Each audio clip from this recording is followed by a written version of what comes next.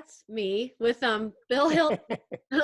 Bill Hilton is a bird bander, and we are at the New River Birding and Nature Festival last spring in West Virginia in this photograph.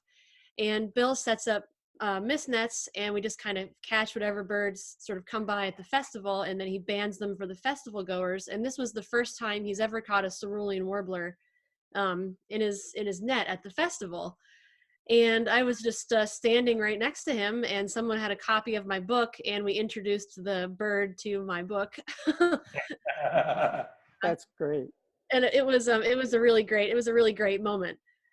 So southern West Virginia, where this festival takes place, is one of the densest hotspots for Cerulean Warblers. I mean, a lot of them in the New River Gorge area of southern West Virginia. We really have a lot of Cerulean Warblers there. And it was really amazing to get this bird in the hand like that, to see him up close. I do a lot of talks for bird clubs about Cerulean Warblers, and I talk about shade-grown coffee at all of those. Every time I talk about the book, I talk about bird-friendly coffee and shade-grown coffee. When I was doing the research for the book, I got to travel to Colombia, which was really amazing, and visit some coffee farms and hear from some coffee growers. And that's sort of where hearing from the coffee growers is really where I think the shade-grown coffee promotion became important to me. Some of the coffee folks said, we don't want to be known as the destroyers of birds, but you've got to give us a market. If we have a market for this coffee, we'll grow it. It's great. Everybody wants to see a Cerulean Warbler. I mean, they're again very fast declining songbird. Yeah. And they're extremely difficult to see. I mean, if you're out bird watching, trying to look for a Cerulean Warbler, you'll have very stiff neck. They're usually at the very top of the tree canopy, and they're very, very small.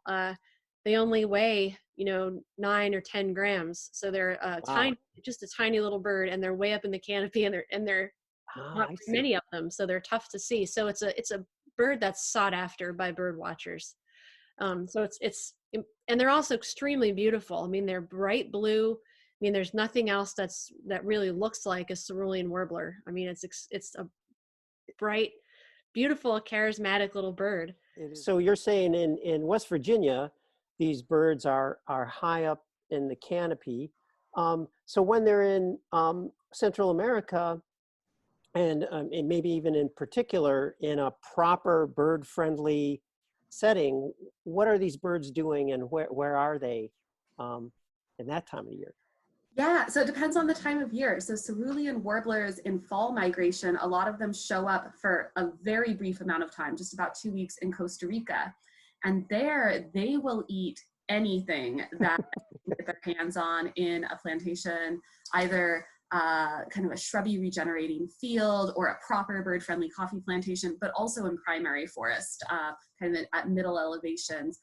They'll just gorge on insects as they're traveling south. And then when they get into South America, they're found in these bird-friendly coffee plantations. And the plantations seem to have a few more females than males. Males are a little bit more typically found in forest adjacent to the coffee plantations, but both the males and the females will forage kind of at the mid-elevation strata and then up in the canopy as well. And Katie, I think since she spent some time watching them in Colombia, could probably speak a little bit more to what exactly they're doing when they're down there in Colombia. Well, the ones that I saw a female at a bird feeder. Oh, whoa! That was sort of right in it was had the feeder had some fruit on it, and it was kind of a bird feeder in a little courtyard that was kind of next to one of the coffee farms that we were visiting, and it was really surprising. I looked at the bird, and I was not accustomed to seeing a Cerulean Warbler at like a platform feeder. It was very strange. But we also saw Cerulean Warblers in some of the trees. I'm not sure the species, but they were it looked like small oak trees or maple trees. I'm sure they're not that in Colombia, but they were in some small broadleaf trees above the coffee. And what I found so amazing about seeing, our cerulean warblers in Colombia is that they are sharing this the habitat with, these amazing birds, tropical species like toucanets, and oropendulas, and we had roadside hawks, and just all the hummingbirds that Colombia has. So many, I believe more than 100 species of hummingbirds live in Colombia, and it was just amazing to see our birds right in the same habitat with these amazing tropical birds. What can we do in a place like in West Virginia? What can we do to better support these birds? Well, supporting, protecting their habitat is very important. And something like mountaintop removal, coal mining is shockingly permanent habitat change. So you're taking habitat right in the heart of their range and removing it outright. But there are some ways you can reforest mountaintop removal mines, but it's kind of labor intensive and expensive, and you have to bring in topsoil and hand plant trees, and it's not reforesting strip mines that way is not common. It's much more common to spray grass seed on them and right.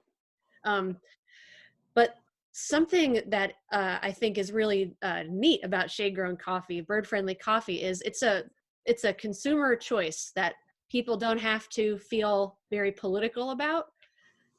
When you say things like, stop mountaintop removal coal mining, write to your legislators and stop climate change. There might be people who are less comfortable. Those are all trigger words. Yeah.